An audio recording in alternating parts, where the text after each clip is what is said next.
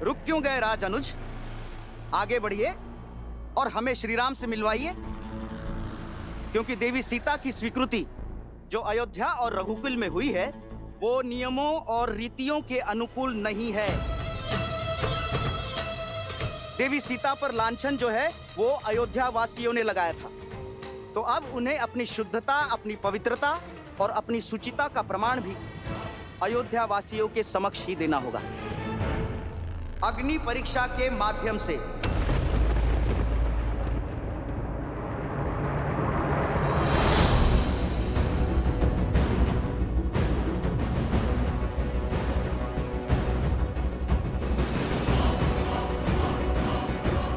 मौन हो जाओ मूर्ख, अपने प्राणों का मोह नहीं है तुम्हें? देवी सीता के प्रति ऐसे अमर्यादित प्रश्न करने वालों का यही दंड उचित है। कुबुद्धि और मलिन विचारों से ग्रसित हैं ये लोग। ये जिह्वा मनुष्य के सौभाग्य और दुर्भाग्य दोनों का कारण बनती है। जब जिह्वा से सत्य के पुष्प बरसते हैं तो यश मिलता है, परंतु यदि असत्य के कांटे बहने लगे तो यही मृत्यु का कारण भी बनती है। अयोध्या की महारानी सीता यहाँ की प्रजा की माता है। अब जब यहाँ की प्रजा ने अपनी भूल स्वीकार कर यहाँ के जन ने, मन ने उन्हें अपनी महारानी स्वीकार किया है, पूर्ण रूप से अपनाया है, तब तो तुम एक बार पुनः इस भ्रष्ट मलिन विचार के साथ पुनः खड़े हो गए। लोक अपवाद की जो अग्नि शांत हो चुकी थी उसमें घी डालने का प्रयास कर रहे हो तुम। 13 वर्ष के तप ने उन्हें प्रशिक्षित किया है। स्वयं भगवान वाल्मीकि उसके साक्षी हैं, और किस साक्षी की प्रतीक्षा है तुम्हें? वन में मोर नाचा किसने देखा? भगवान वाल्मीकि देवी सीता के सत्य के साक्षी बने, हम तो नहीं ना। केवल कही सुनी बातों पर कैसे विश्वास कर ले? अयोध्या के लोगों ने भावनाओं में बहकर उन्हें फिर से अपनाया, किंतु हम अभी तक इस भ्रमजाल से बचे हैं। और किस आधार पर देवी सीता की शुद्धता प्रमाणित होती है, बताइए? और यदि नहीं बता सकते तो कहिए देवी सीता से आए और दे अग्नि परीक्षा, और फिर बैठे अयोध्या के पवित्र सिंहासन पर। जगाया उसे जाता है जो सो रहा हो, परंतु जो जागते हुए सोने का ढोंग कर रहा हो वो तुम जैसा कोई कुतर्की ही हो सकता है। नहीं है विश्वास तुम मत करो, किंतु मेरी भाभी मां अब कोई और परीक्षा नहीं देंगी, और ना ही मैं दूंगा कोई भी स्पष्टीकरण, परंतु मैं ले अवश्य सकता हूं तुम्हारे प्राण। वो तो मैं इस आनंद के महोत्सव को रक्त रंजित नहीं करना चाहता, अन्यथा इस धरा को तुम्हारे रक्त से धोने में तनिक भी विलंब नहीं करता मैं। अब इस जीवन दान को अपने जीवन की अंतिम अनमोल भेंट समझकर यहां से चले जाओ, निकल जाओ यहां से। हटाओ ना यहाँ से। जब प्रश्न कुतर्क समझकर टाल दिए जाए, अर्थात आपके पास कोई तर्क नहीं, ये सत्य नहीं है, ये छल है रघुकुल का। देवी सीता को अयोध्या लाने का स्वांग है, ये अन्याय है, ये अन्याय है, अन्याय, अन्याय है।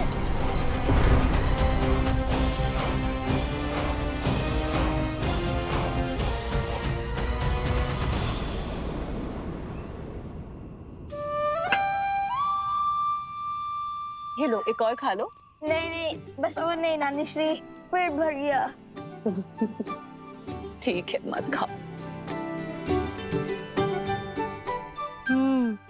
मालपुआ जो तुम अभी खा रहे हो वही तुम्हें माता के हाथों से भोज में भी खाना है। और क्या ज्ञात तो है कि नानी श्री के हाथ में अधिक स्वाद है या उनकी पुत्री हमारी बड़ी माता श्री के हाथ में?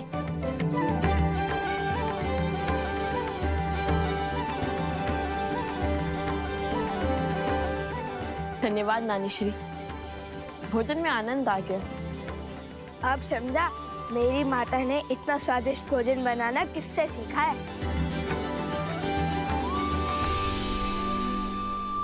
धन्यवाद केवल नानी श्री को, नाना श्री को कुछ नहीं।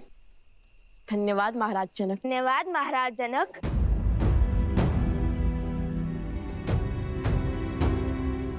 पुनः महाराज जनक, एक बार नाना श्री तो बोल दो।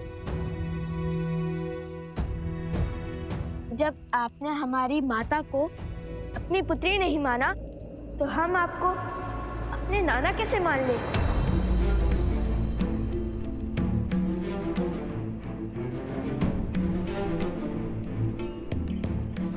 कारावास आपकी पुत्री वन वन भटकती रही, एक राजकुमारी होकर भी एक वनवासिनी का जीवन जीती रही।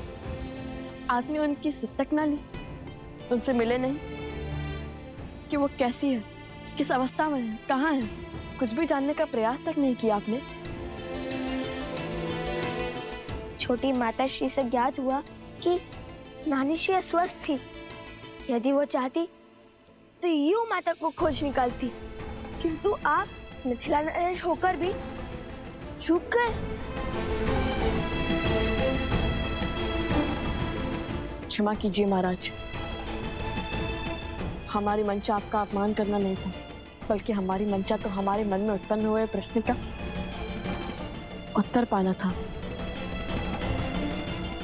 वो संदेह जो हमारे मन में अभी अभी उत्पन्न हुआ, और न जाने प्रश्न हमारी माता के मन में कब से कचोट रहा होगा उन्हें। जिन माता पिता ने उन्हें इतना स्नेह दिया, वो उन्हें अकस्मात ऐसे भूल क्यों गए, और क्यों अयोध्या की भांति मिथिला ने भी उनसे मुख मोड़ लिया।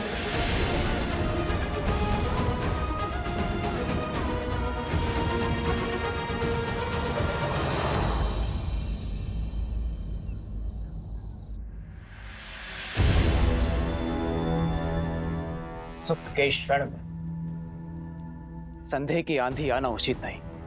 उस व्यक्ति का भाभी मां के चरित्र पर पुनः प्रश्न उठाना ये विचित्र भी है और विचारणीय भी। राज अनुज लक्ष्मण ने उचित किया उस पापी के साथ। मेरी मां ने तो लोक अपवाद की इस नवीन ज्वाला को भड़कने से पूर्व ही मृत्यु शैया पे सुला दीजिए, अंत कर दीजिए उस दुष्ट का। नहीं सुमन जी, राम राज्य में प्रश्नों का उत्तर दिया जाता है, दंड नहीं। उचित किया लक्ष्मण तुमने,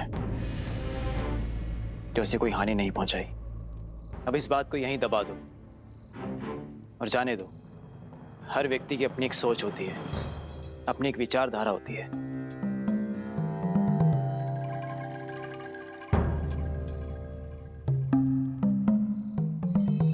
जब संपूर्ण अयोध्या ही महोत्सव के रंग में रंगी है, तो हमें चिंता करने की कोई आवश्यकता नहीं। महोत्सव की तैयारियां जैसे चल रही है, चलने दो। और हाँ, ये बात भैया तक ना पहुंचे, अन्यथा उन्हें बहुत कष्ट होगा। इतने वर्षों के बाद उनके जीवन में सुख लौट के आया है, और ये सुख दुख में परिवर्तित नहीं होना चाहिए।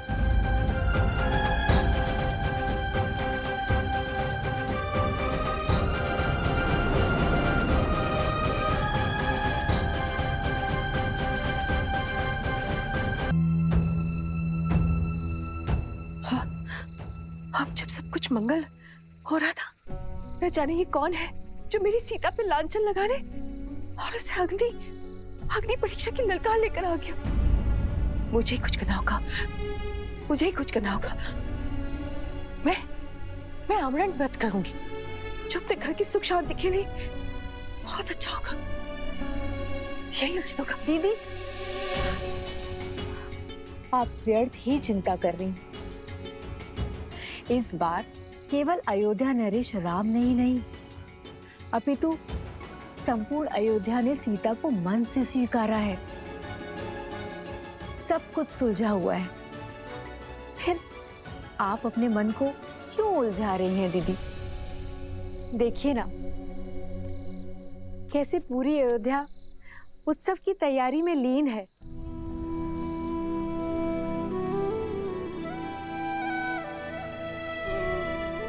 सबके मुख पे कितना हर्ष है, उल्लास है। सब कुछ शुभ है दीदी। आप व्यर्थ की चिंता त्याग दीजिए। अब जहां सहस्त्रों भले व्यक्ति होंगे, वहां एक दो बुरे भी तो होंगे ना दीदी। चलिए अब अपने आंसू पोंछ लीजिए।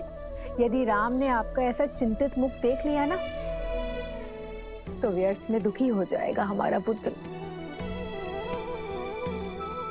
मेरा राम। नहीं पुत्रो, ऐसा कतई नहीं है। यदि तुम्हें लगता है कि हम हमारी सीता को भूल गए हैं, तो ये तुम्हारी भूल है।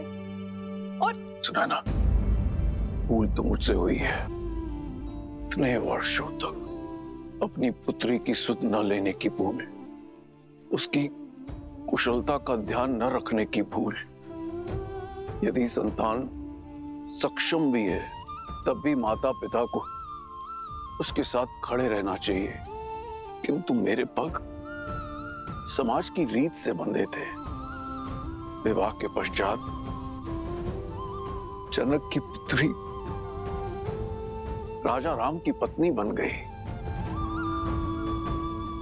अयोध्या की महारानी हो गई।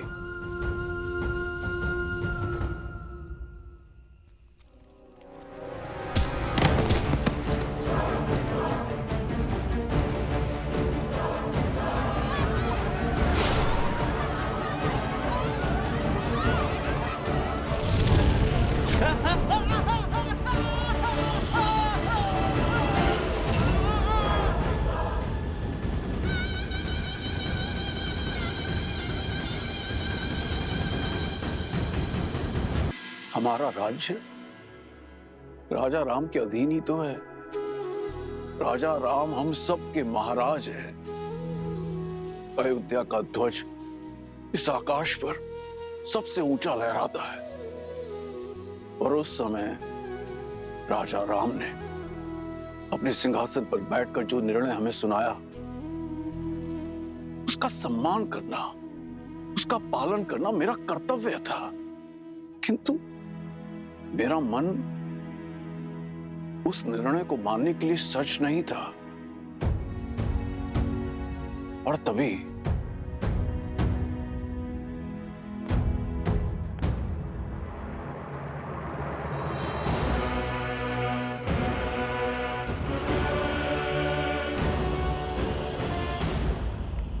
पुत्री सीता ने मुझे ये पत्र भेजा था, जो उसने अयोध्या छोड़ते समय लिखा था।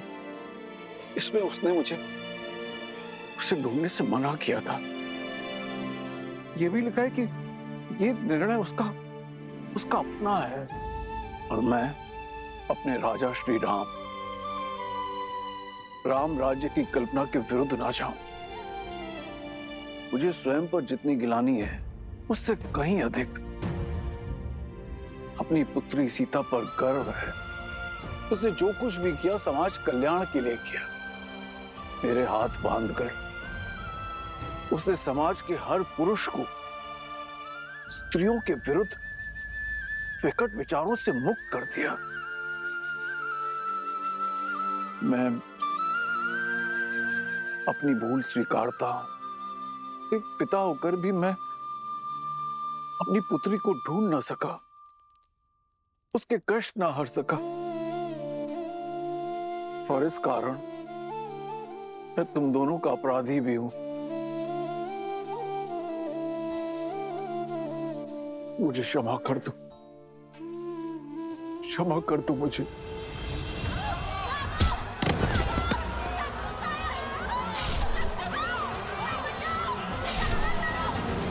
क्षमा कर दो मुझे। नहीं महाराज, आप हमसे क्षमा मत मांगो। आप हमसे बड़े हैं। बड़ा होकर भी बड़प्पन तो नहीं दिखा पाया ना। यदि मैंने अपनी पुत्री को ढूंढने का प्रयत्न किया होता, तो मुझे ये तो ज्ञात होता कि मेरे दो नाती और भी हैं।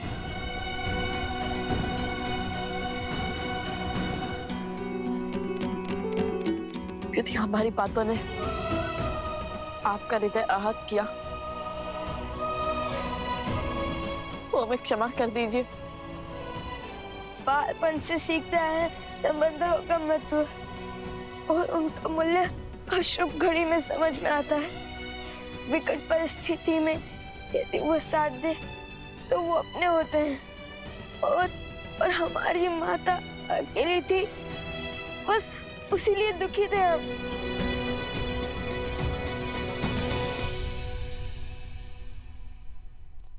आंसू पोछिए नानाश्री।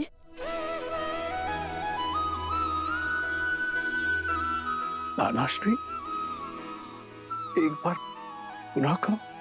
अपने आंसू पोछिए। अपने आंसू पोछिए नानाश्री। जब अपनी पुत्री सीता से मिलूंगा तो एक राजा नहीं अपितु पिता होने के नाते उससे क्षमा अवश्य मांगूंगा।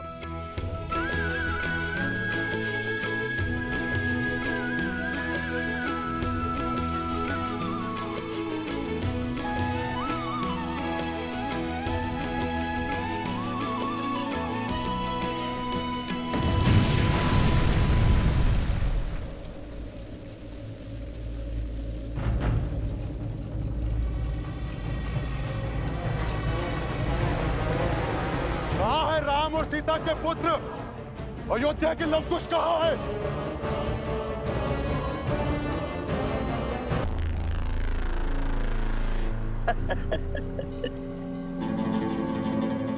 कहने को श्री राम की परछाई, श्री राम, और अपनी प्रजा के प्रश्न का उत्तर नहीं दे पाए। बताइए, अयोध्या में चल रहा ये महोत्सव, ये उत्साह, सब स्वांग है, स्वांग। कैसा स्वांग? हमारे भोले भाले मन को छलने का स्वांग, हमारे विश्वास को तार तार कर देने का प्रयास। हम भी कितने मूर्ख हैं, नहीं? अच्छा, एक बात बताओ, सबसे पहले क्या हुआ? सबसे पहले वो दोनों लव और कुश यहाँ आए और रामायण के कुछ दोहे, कुछ श्लोक और कुछ गीत गाकर सबका मन मोह लिया। और फिर स्वयं को राम भक्त कहने वाले लवकुश ने अश्वमेध के अश्व को रोका, अपने बाणों से सबको मूर्छित किया, और तो और श्री राम से भी युद्ध किया।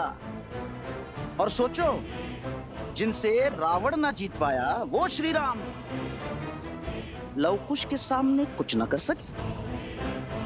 और फिर श्री राम ने अपने ही शत्रुओं को यहाँ यज्ञ में आमंत्रित किया।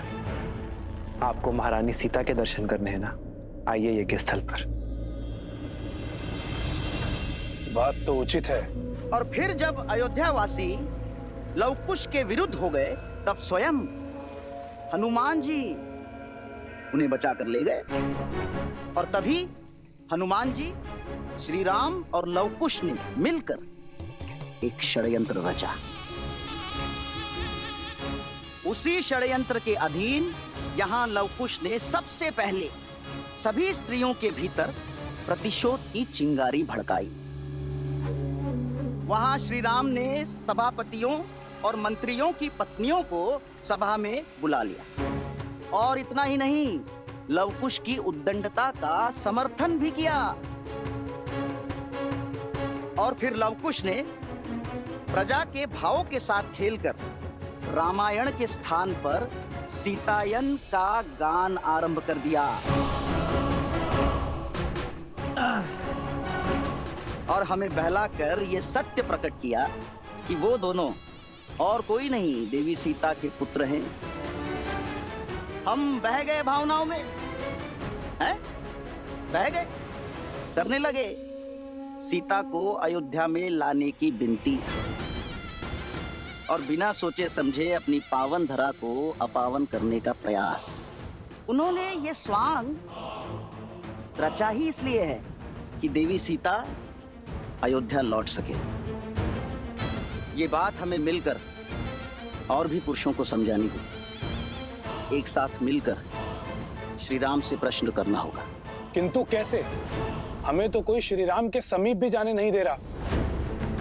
ये तुम मुझ पर छोड़ दो। उचित समय पे और उचित स्थान पर अयोध्या पुनः सिया राम से अवश्य प्रश्न करेगी।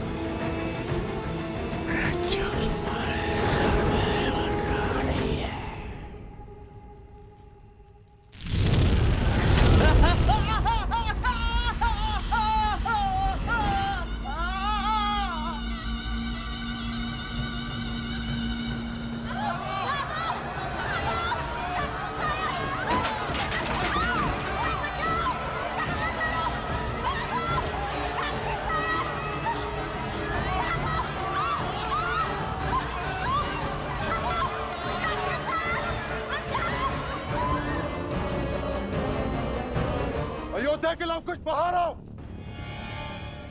आज उनका काल आया है। जिस प्रतिशोध की अग्नि मुझे जला रही है, उस अग्नि को शांत करने के लिए उन्हें स्वाह होना पड़ेगा। लवकुश, तुम दोनों भीतर जाके छुप जाओ। इस दुष्ट का संहार हम करेंगे। सेनापति!